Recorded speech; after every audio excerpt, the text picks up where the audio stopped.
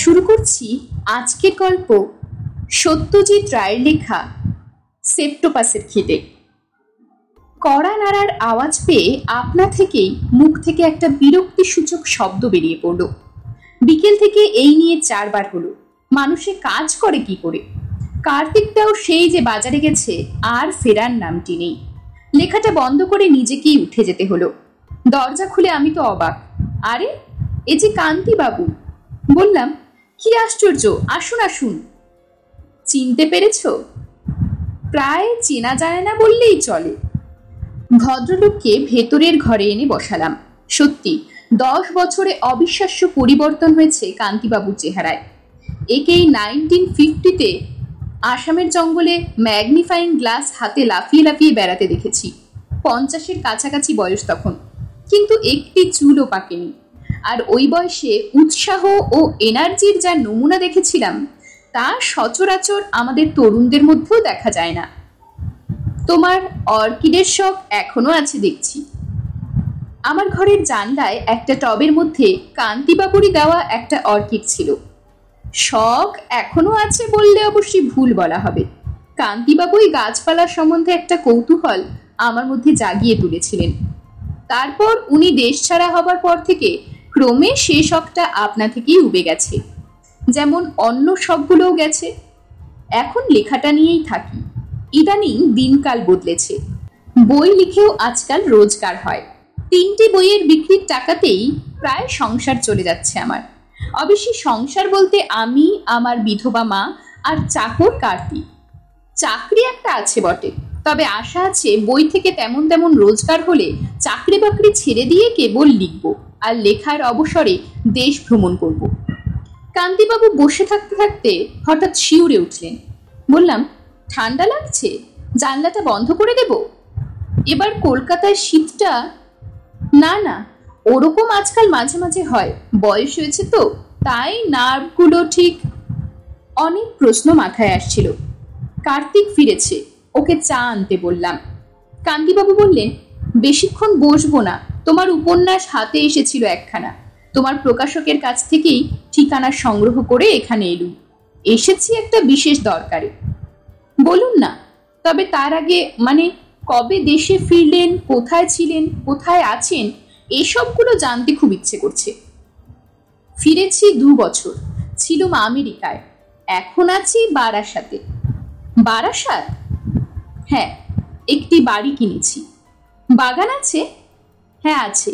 আর green house? কান্তিবাবুর আগের বাড়ির বাগানে একটি চমৎকার গ্রিন হাউস বা কাচের ঘর ছিল, যাতে তিনি তার দুষ্প্রাপ্য গাছগুলিকে তোয়াজে রাখতেন। কত রকম অদ্ভুত গাছ যে দেখেছি সেখানে তার ঠিক নেই। এক অর্কিডই তো প্রায় 60-65 রকমের। তার ফুলের বৈচিত্র্য উপভোগ করেই একটা পুরো দিন অনায়াসে কাটিয়ে দেওয়া যেত। কান্তিবাবু একটু ভেবে বললেন, হ্যাঁ, একটা গ্রিন হাউসও আছে। আপনার গাছপালার শখ তাহলে এই 10 বছরে কিচ্ছু কমেনি? না। কান্তিবাবু আমার ঘরের উত্তরের দেওয়ালের দিকে চেয়ে রয়েছেন। আমারও চোখ সেদিকেই গেল। মাথা সমেত একটি রয়্যাল বেঙ্গলের ছাল সেখানে ঝোলানো রয়েছে। বললাম, চিনতে পারছেন? এটা সেই বাঘটাই তো? হ্যাঁ, ওই দেখুন, কানের পাশটায় বুলেটের ফুটোটাও রয়েছে। আশ্চর্য টিপ ছিল তোমার, এখনো চালাতে পারো ওরকম অব্যর্থ গুলি? জানি না, অনেকদিন পরীক্ষা করিনি। শিকার ছেড়েছি প্রায় 5-7 বছর। কেন? অনেক তো মারলাম, বয়স হয়েছে, তাই আর প্রাণী হত্যা। মাছ মাংস ছেড়েছ নাকি? নিরামিষ খাচ্ছ? না না। তবে এ তো শুধু হত্যা। বাঘ মারলে কি কুমির মারলে কি মোষ মারলে ছাল ছাড়িয়ে মাথা স্টাফ করে কি শিং মাউন্ট করে দেওয়ালে টাঙিয়ে রাখে। ঘরের শোভা বাড়ল, লোকে এসে কেউ আটকে উঠল, কেউ বাহবা দিল। তোমারও জোয়ান বয়সের অ্যাডভেঞ্চারের কথা মনে পড়ে গেল। আর মুরগি, ছাগল, ইলিশ, মাগুর সে নিজে চিবিয়ে খেয়ে ফেলেছ হে। শুধু প্রাণী হত্যা নয়, প্রাণী হজম। হ্যাঁ, কি আর বলি, অস্বীকার করতে পারলাম না। কার্তিক চা দিয়ে গেল। কান্তিবাবু কিছুক্ষণ গম্ভীর থেকে হঠাৎ আবার শিউরে উঠে চায়ের পেয়ালাটা তুলে নিলেন। চুমুক দিয়ে বললেন, জীবে জীবে খাদ্য খাদক সম্পর্ক সে তো সৃষ্টির গোড়ার কথা হে। ওই যে টিকটিকিটা ওত পেতে রয়েছে দেখছো?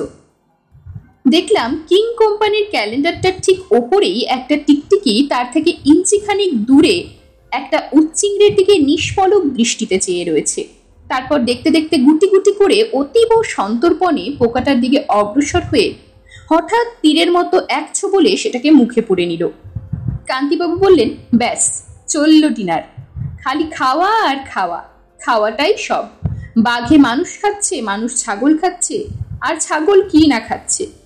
ভাবতে গেলে কি বন্য, কি আদিম, কি হিংস্র মনে হয় বলতো। অথচ এই হলো নিয়ম, এছাড়া গতি নেই। এ না হলে সৃষ্টি অচল হয়ে যাবে। নিরামিষ খাওয়াটা বোধহয় এর চেয়ে অনেক কে বললো তোমায় শাক সবজি তরি তরকারি এসবের কি প্রাণ নেই? তা তো আছেই, জগদীশ বোস আর আপনার দৌলতে সে কথা সবসময়ই মনে থাকে। তবে মানে ঠিক সেরকম প্রাণ তো নয়। গাছপালা আর জীবজন্তু কি এক? তোমার মতে কি দুয়ে অনেক প্রভেদ? প্রভেদ নয়, যেমন ধরুন গাছ হেঁটে বেড়াতে পারে না, শব্দ করতে পারে না, মনের ভাব প্রকাশ করতে পারে না। এমনকি মন বলে যে কিছু আছে তাই তো বোধহয় বোঝবার কোনো উপায় নেই, তাই নয় কি? কান্তিবাবু কি জানি বলতে গিয়েও বললেন না। চাটা শেষ করে কিছুক্ষণ মাথা নিচু করে বসে থেকে অবশেষে আমার দিকে চোখ তুলে চাইলেন। তার চোখের করুণ সংশয়কুল দৃষ্টি দেখে আমার মনটা হঠাৎ কেমন যেন একটা অজানা আশঙ্কায় ভরে উঠল। সত্যি ভদ্রলোকের চেহারায় কি আশ্চর্য পরিবর্তন ঘটেছে। কান্তিবাবু ধীর কণ্ঠে বললেন, পরিমল, আমার বাড়ি এখান থেকে 21 মাইল। 58 বছর বয়সে নিজে কলেজ স্ট্রিট পাড়ায় ঘোরাঘুরি করে তোমার ঠিকানা সংগ্রহ করে যখন এখানে এসেছি, তখন নিশ্চয়ই তার কোনো গূঢ় কারণ আছে। এটা বুঝতে পারছো তো? নাকি ওইসব আজে বাজে রং চড়ানো গল্পগুলো লিখে সে বুদ্ধিটাও হারিয়েছ? ভাবছো লোকটা একটা টাইপ বটে, একটা গল্পে লাগাতে পারলে বেশ হয়। লজ্জায় আমার মাথা হেঁট হয়ে গেল। কান্তিবাবু ভুল বলেননি। তাকে একটা গল্পের চরিত্র হিসেবে ব্যবহার করার পরিকল্পনা মনের আনাচে কানাচে সত্যি ঘোরাফেরা করছিল। ভদ্রলোক বললেন, জীবনের সঙ্গে যোগ বিচ্ছিন্ন হলে যাই লেখো না কেন, সব ফাঁকা আর ফাঁকি হয়ে যাবে। আর এটাও মনে রেখো যে তুমি কল্পনায় যতই রং চড়াও না কেন, বাস্তবের চেয়ে কখনোই তা বেশি বিস্ময়কর হতে পারবে না। যাকগে, আমি তোমায় উপদেশ দিতে আসিনি, আমি এসেছি সত্যি বলতে কি তোমার সাহায্য ভিক্ষা করতে। কান্তিবাবু আবার বাঘটার দিকে চাইলেন। কি সাহায্যের কথা বলছেন ভদ্রলোক? তোমার বন্দুকটা আছে না বিদায় করে দিয়েছ? আমি একটু চমকে গিয়ে ভদ্রলোকের দিকে চাইলাম। বন্দুকের কথা জিজ্ঞেস করছেন কেন? বললাম, আছে, তবে মরচে ধরেছে বোধহয়। কিন্তু কেন?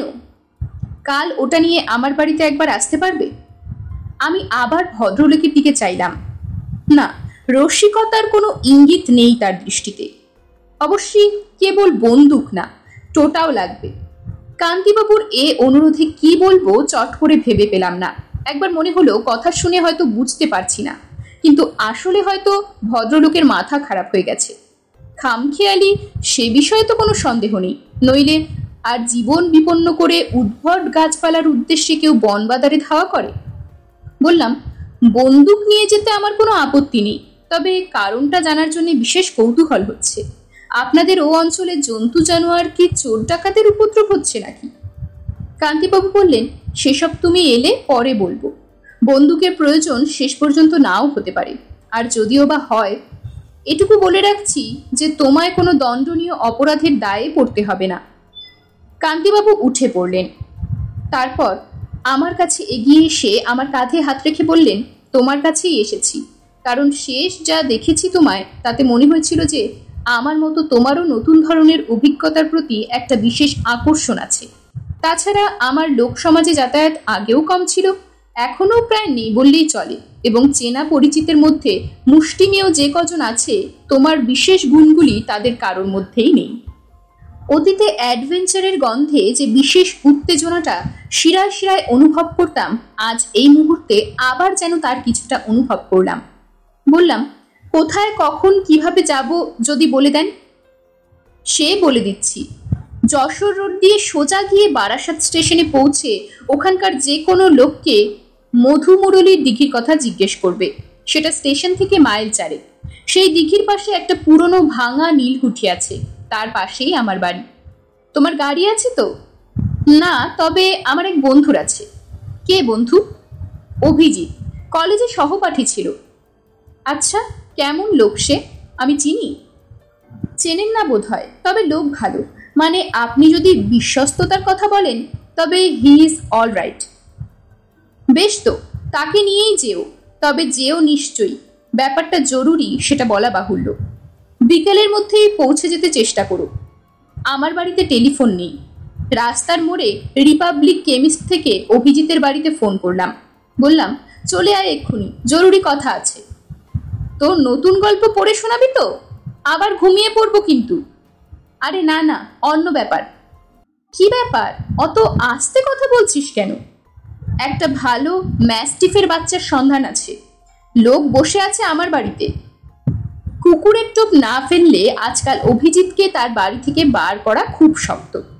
5টি মহাদেশের 11 জাতের কুকুর আছে অভিজিতের ক্যানেলে, তার মধ্যে 3টি প্রাইজ প্রাপ্ত।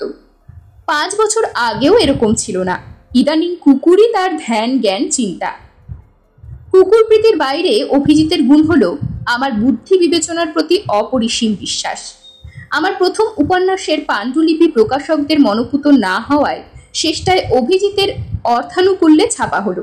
সে বলেছিল, আমি কিছু বুঝি না, তবে তুই যখন লিখেছিস তখন একেবারে রাবিশ হতেই পারে না। পাবলিশারগুলো গবেট। যাই হোক, সে বই পড়ে ভালোই কেটেছিল এবং নামও কিনেছিল।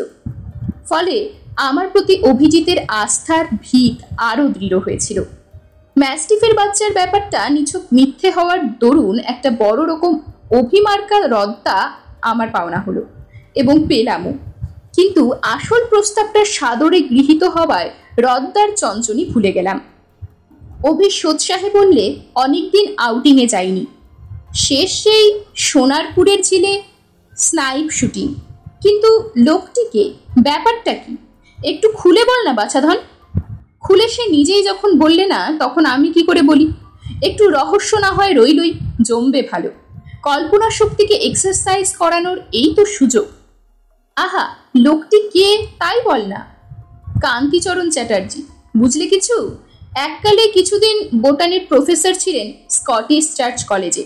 প্রফেসরি ছেড়ে দুষ্প্রাপ্য গাছপালার সন্ধানে ঘুরতেন, সে বিষয়ে রিসার্চ করতেন, প্রবন্ধ লিখতেন।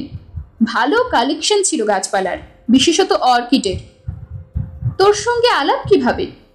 আসামে কাজিরাঙ্গা ফরেস্ট বাংলোতে। আমি বাঘ মারার তাক করছি আর উনি খুঁজছেন নেপেনথিস। কি খুঁজছেন? নেপেনথিস বোটানিক্যাল নাম, সোজা কথায় পিচার প্লান্ট বা কলসি গাছ। আসামের জঙ্গলে পাওয়া যায়, পোকা ধরে ধরে খায়। আমি নিজে অবশ্যই দেখিনি, কান্তিবাবুর মুখেই যা শোনা। কীটখোর, পোকা খায়? গাছ পোকা খায়? তোর বোটানি ছিল না বোধ হয়। না, বইয়ে ছবি দেখেছি, অবিশ্বাস করার কিছু নেই। তারপর? তারপর আর কি, ভদ্রলোক সে গাছ পেয়েছিলেন কিনা জানি না, কারণ শিকার শেষ করে আমি চলে আসি, উনি থেকে যান। আমার তো ভয় ছিল কোনো জন্তু জানোয়ার কি সাপখোপের হাতে ওর প্রাণ যাবে বলে। গাছের নেশায় দিকবিদিক জ্ঞান শূন্য হয়ে পড়তেন। কলকাতায় ফিরে এসে 2-1বারের বেশি দেখা হয়নি, তবে ওর কথা মনে হতো প্রায়, কারণ সাময়িকভাবে অর্কিডের নেশা আমাকেও ধরেছিল। বলেছিলেন আমেরিকা থেকে কিছু ভালো অর্কিড আমায় এনে দেবেন। আমেরিকা?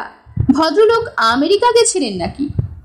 বিলিতে কোনো এক বোটানির জার্নালে উদ্ভিদ সম্বন্ধে একটা লেখা বেরোনোর পর ওর বেশ খ্যাতি হয়েছিল ওদেশে।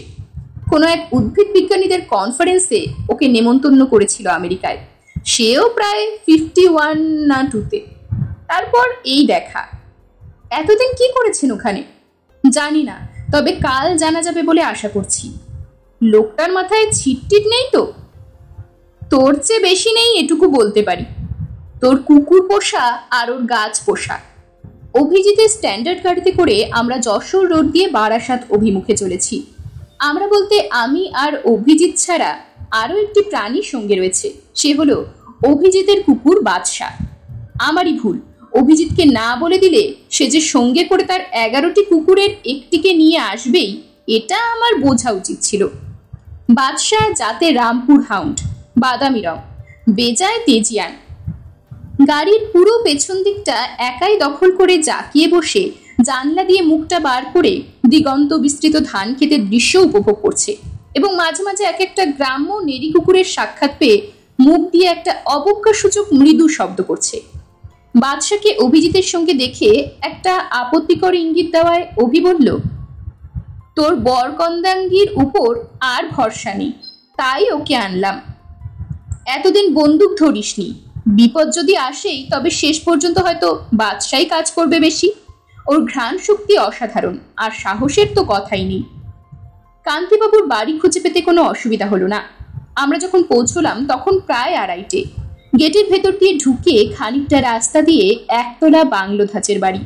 বাড়ির পেছন দিকে কিছুটা জায়গা ছেড়ে একটা প্রকাণ্ড পুরনো শিরীষ গাছ এবং তার পাশেই বেশ বড় একটা কারখানা গোছের টিনের ছাদওয়ালা ঘর। বাড়ির মুখোমুখি রাস্তার উল্টো দিকে বাগান, এবং বাগানের পরে একটা লম্বা টিনের ছাউনি দেওয়া জায়গায় চকচক করছে এক সারি কাচের বাক্স। কান্তিবাবু আমাদের অভ্যর্থনা করে বাদশাকে দেখে ঈষৎ ভ্রু কুঞ্চিত করলেন, বললেন, এ কি শিক্ষিত কুকুর? অভি বলল, আমার খুব বাধ্য, তবে কাছাকাছি অন্য অশিক্ষিত কুকুর থাকলে কি করবে বলা যায় না। আপনার এখানে কোনো কুকুর টুকুর? না, কুকুর নেই, তবে ওটাকে আপাতত বসবার ঘরের ওই জানলার গড়ারটায় বেঁধে রাখুন। অভিজিৎ আমার দিকে আর চোখে চেয়ে চোখ টিপে বাধ্য ছেলের মতো কুকুরটাকে জানলার সঙ্গে বেঁধে দিল। বাদশা দু একটা মৃদু আপত্তি জানিয়ে আর কিছু বলল না।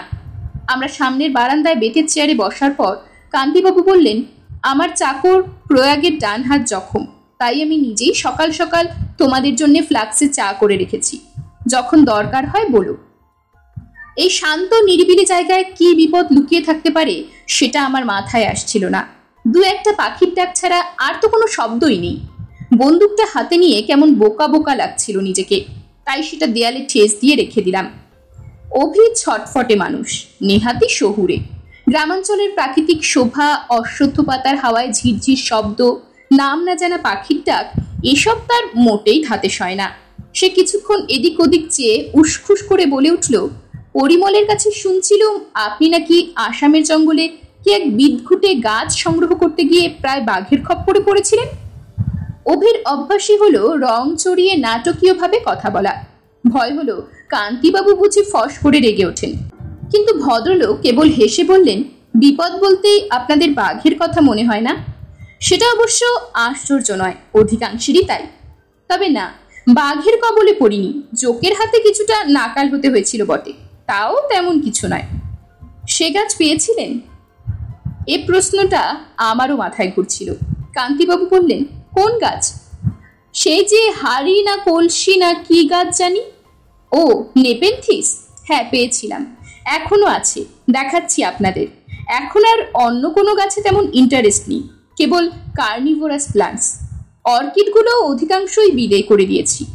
কান্তিবাবু উঠে ঘরের ভেতরে চলে গেলেন। আমি আর অভি মুখ চাওয়াচাওয়ি করলাম। কার্নিভোরাস প্লান্টস অর্থাৎ মাংসাশী গাছ।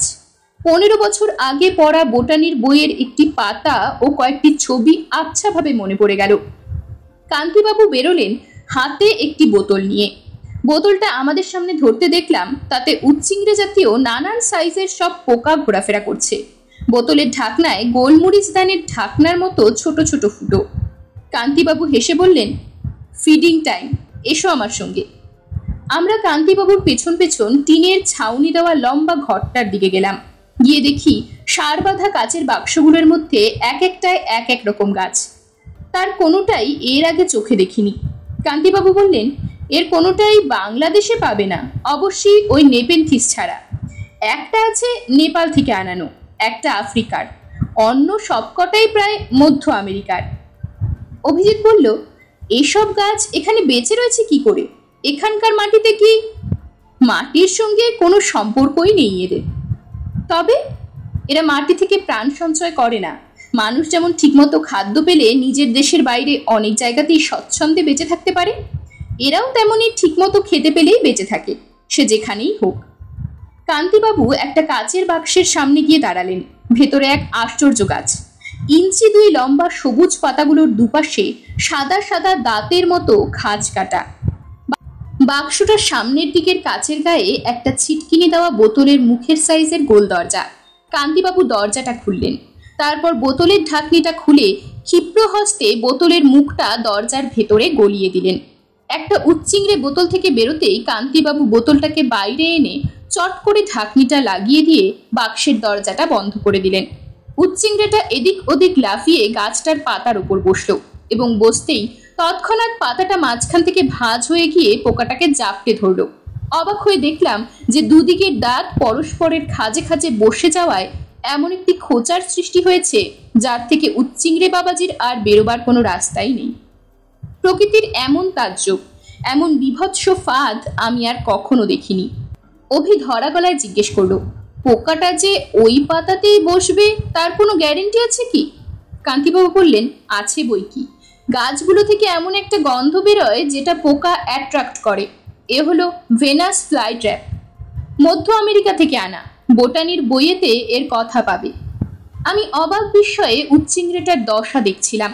প্রথমে কিছুক্ষণ ছটফট করেছিল, এখন দেখলাম একেবারে নির্জীব। আর দেখলাম যে পাতার চাপ ক্রমশই বাড়ছে। টিকটিকির চেয়ে এ গাছ কম হিংস্র কিসে? অভি কাষ্ঠ হাসি হেসে বলল, এমন গাছ একটা বাড়িতে থাকলে তো পোকামাকড়ের উৎপাত থেকে অনেকটাই রেহাই পাওয়া যেত। আরশোলার জন্য আর ডিডিটি পাউডার ছড়াতে হতো না। কান্তিবাবু বললেন, এ গাছ আরশোলা হজম করতে পারবে না, তাছাড়া এর পাতার আয়তনও ছোট। আরশোলার জন্য অন্য গাছ, এই যে এদিকে। পাশের বাক্সের সামনে গিয়ে দেখি লিলির মতো বড় বড় লম্বা পাতাওয়ালা একটা গাছ। প্রত্যেকটা পাতার ডগা থেকে একটি করে ঢাকনা সমেত থলির মতো জিনিস ঝুলছে। এটার ছবি মনে ছিল, তাই আর চিনিয়ে দিতে হলো না। কান্তিবাবু বললেন, এই হলো নেপেনথিস বা পিচার প্ল্যান্ট। এর খাই অনেক বেশি। প্রথম যখন গাছটি পাই তখন ওই থলির মধ্যে একটা ছোট্ট পাখিকে ছিবড়ে অবস্থায় পেয়েছিলাম। বাপরে বাপ! অভির তাচ্ছিল্যের ভাব ক্রমশই অন্তর্হিত হচ্ছিল। এখন ওটা কি খায়? আরশোলা, প্রজাপতি, শুয়োপোকা, এইসব আর কি। মাঝে আমার কলে একটা ইঁদুর ধরা পড়েছিল, সেটাও খাইয়ে দেখেছিলাম, আপত্তি করেনি। তবে গুরুপাকের ফলে এসব গাছ অনেক সময় মরে যায়। অত্যন্ত লোভিত, কোন অবধি ভোজন সইবে সেটা নিজেরাই আন্দাজ করতে পারে না। ক্রমবর্ধমান বিস্ময়ে এ বাক্স থেকে ও বাক্স ঘুরে গাছগুলো দেখতে লাগলাম। বাটারওয়ার্ট, সানডিউ, ব্ল্যাডারওয়ার্ট, অ্যারজিয়া, এগুলোর ছবি আগে দেখেছি, তাই মোটামুটি চিনতেও পারলাম। কিন্তু অন্যগুলো একেবারে নতুন, একেবারে তাজ্জব আর একেবারেই অবিশ্বাস্য। প্রায় 20 রকমের মাংসাশী গাছ কান্তিবাবু সংগ্রহ করেছেন। তার কোনো কোনোটা পৃথিবীর অন্য কোনো কালেকশনেই নাকি নেই। এর মধ্যে সবচেয়ে সুন্দর গাছ যেটি, সানডিউ, তার ছোট্ট পাতাগুলোর চারপাশে সরু লম্বা লম্বা রোয়ার ডগায় জলবিন্দু চকচক করছে। কান্তিবাবু একটা সুতোর ডগায় এলাচের দানার সাইজে এক টুকরো মাংস ঝুলিয়ে সুতোটাকে আস্তে আস্তে পাতাটার কাছাকাছি নিয়ে যেতেই খালি চোখেই দেখতে পেলাম রোয়াগুলো সব একসঙ্গে লুব্ধ ভঙ্গিতে মাংস খণ্ডটার দিকে উঁচিয়ে উঠল। হাতটা সরিয়ে নিয়ে কান্তিবাবু বললেন, মাংসটা পেলে পাতাটা ফ্লাই ট্র্যাপের মতোই ওটাকে জাপটে ধরে নিত, তারপর পুষ্টিকর যা কিছু শুষে নিয়ে অকেজো ছিবড়েটাকে ফেলে দিত। তোমার আমার খাওয়ার সঙ্গে কোনো তফাৎ নেই, কি বলো? আমরা শেড থেকে বেরিয়ে বাগানে এলাম। শিরীষ গাছের ছায়াটা লম্বা হয়ে বাগানের উপর পড়েছে। ঘড়িতে দেখলাম 4টে বাজে। কান্তিবাবু বললেন, এর অধিকাংশ গাছের কথাই তোমার বোটানির বইয়ে পাবে, তবে আমার যেটি সবচেয়ে আশ্চর্য সংগ্রহ সেটির কথা এক আমি না লিখলে কোনো বইয়ে থাকবে না। সেটির জন্যই আজ তোমাদের এখানে আসতে বলা। চলো পরিমল, চলুন অভিজিৎ বাবু। কান্তিবাবুর পেছন পেছন এবার আমরা বড় কারখানা ঘরটার দিকে এগোলাম। টিনের দরজাটা তালা দিয়ে বন্ধ, দুদিকে দুটো জানলা রয়েছে। তারই একটা হাত দিয়ে ঠেলে খুলে নিজে উকি মেরে আমাদের বললেন, দেখো। অভি আর আমি জানলায় মুখ লাগালাম। ঘরের পশ্চিম দিকের দেওয়ালের উপর দিকের দুটো কাচের জানলা যা স্কাইলাইট দিয়ে রোদ আসায় ভেতরটা কিছু আলো হয়েছে। ঘরের মধ্যে যে জিনিস রয়েছে হঠাৎ দেখলে সেটাকে গাছ বলে মনে হওয়ার কথা নয়, বরং একাধিক সুর বিশিষ্ট কোনো আজব জানোয়ার বলে মনে হতে পারে। ভালো করে লক্ষ্য করলে দেখা যায় যে গুড়ি একটা আছে, সেটা 5-6 হাত উঠে একটা মাথায় শেষ হয়েছে এবং সেই মাথার হাতখানিক নিচে মাথাটাকে গোল করে ঘিরে কতগুলো সুরের উৎপত্তি হয়েছে। গুনে দেখি 7টা সুর। গাছের গা পাংশুটে মসৃণ এবং সর্বাঙ্গে ব্রাউন চাকা চাকা দাগ। সুরগুলো আপাতত মাটিতে নুয়ে পড়ে আছে, কেমন যেন নির্জীব ভাব, কিন্তু তাও গাটা ছমছম করে উঠল। অন্ধকারে চোখটা অভ্যস্ত হলে আরও একটা জিনিস লক্ষ্য করলাম, ঘরের মেঝেতে গাছের চারিদিকে পাখির পালক ছড়িয়ে আছে। কতক্ষণ চুপ করেছিলাম জানি না, কান্তিবাবুর গলার স্বরে আবার যেন সম্বিত ফিরে পেলাম। গাছটা এখন ঘুমোচ্ছে, উঠবার সময় হলো বলে।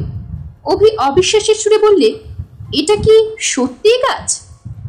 কান্তিবাবু বললেন, মাটি থেকে গজাচ্ছে যখন, তখন গাছ ছাড়া আর কি বলবেন বলুন।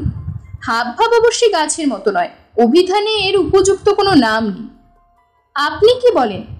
সেপ্টোপাস, অথবা বাংলায় সপ্তপাশ।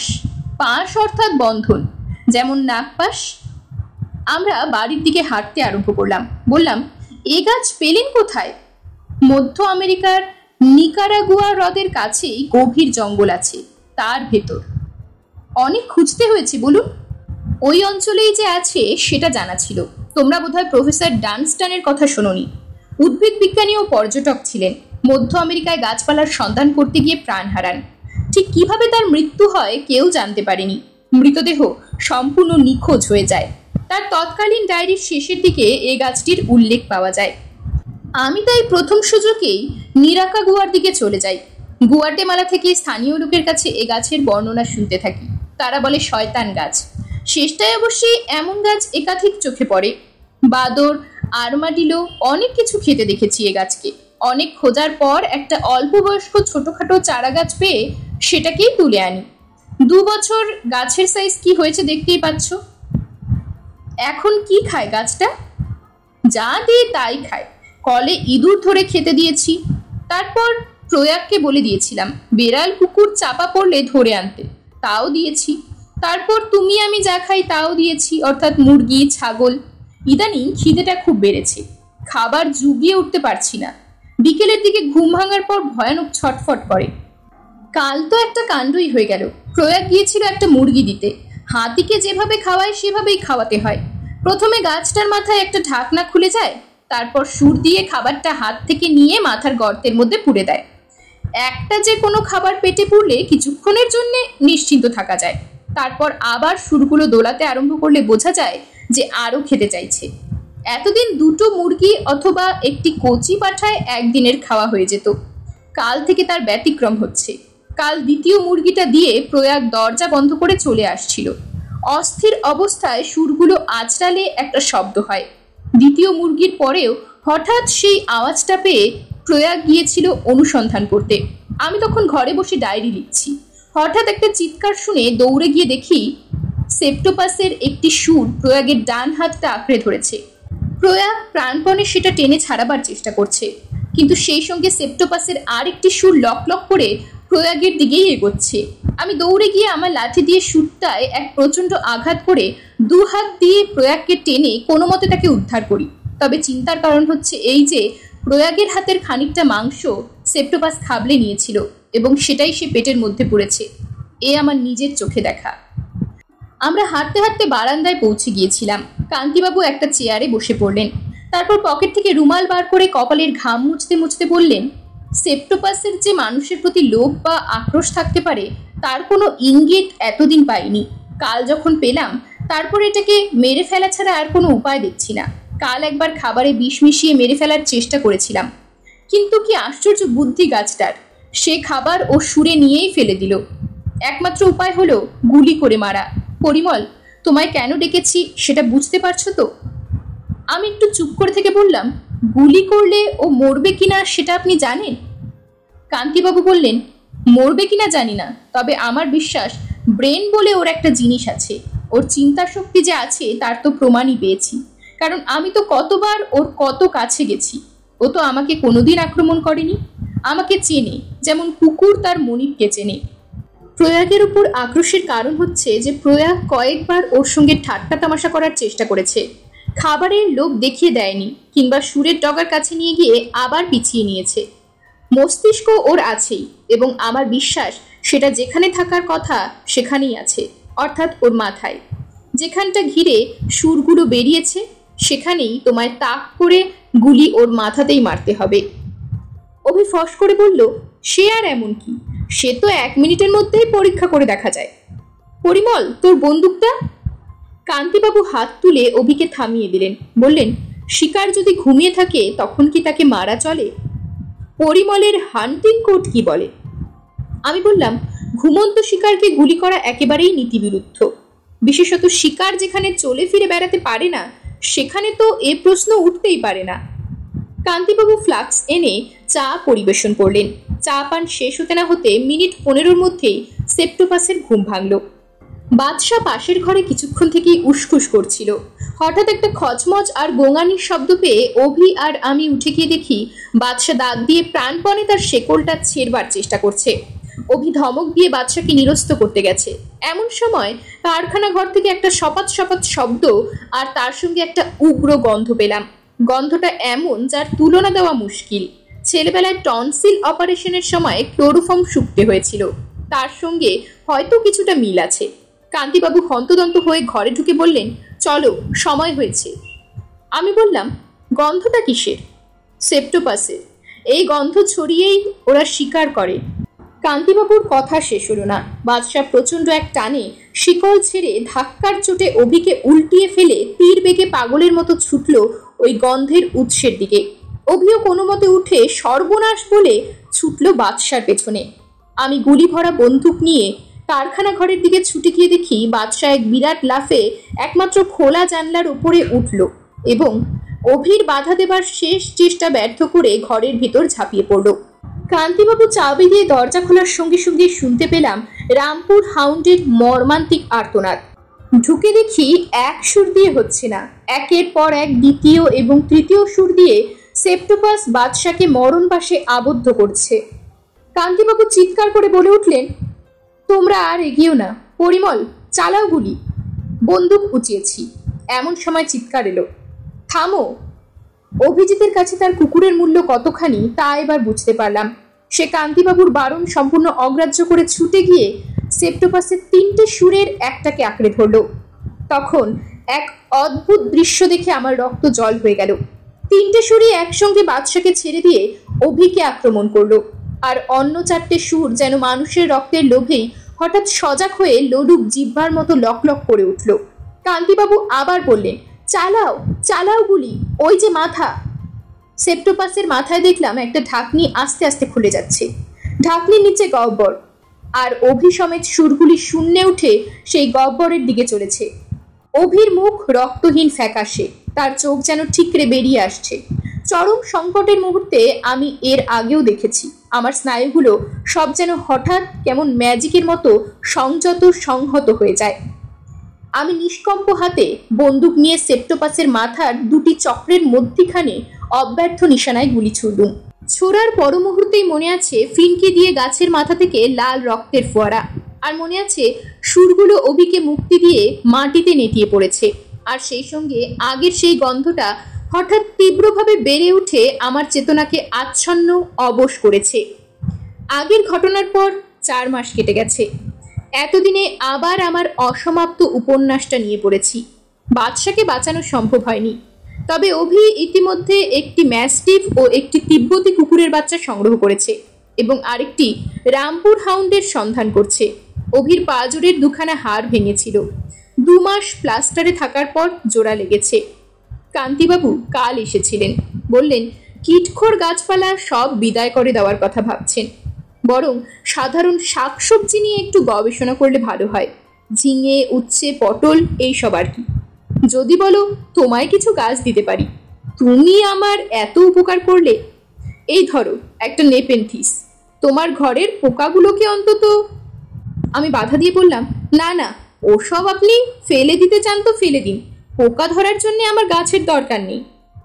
কিং কোম্পানির ক্যালেন্ডারের পেছন দিক থেকে শব্দ এলো, ঠিক ঠিক ঠিক। এরকমই আর সব গল্প পেতে চ্যানেলটিকে সাবস্ক্রাইব করে দেবেন, আর গল্পটি যদি ভালো লেগে থাকে তাহলে লাইক, শেয়ার আর কমেন্ট করে দেবেন।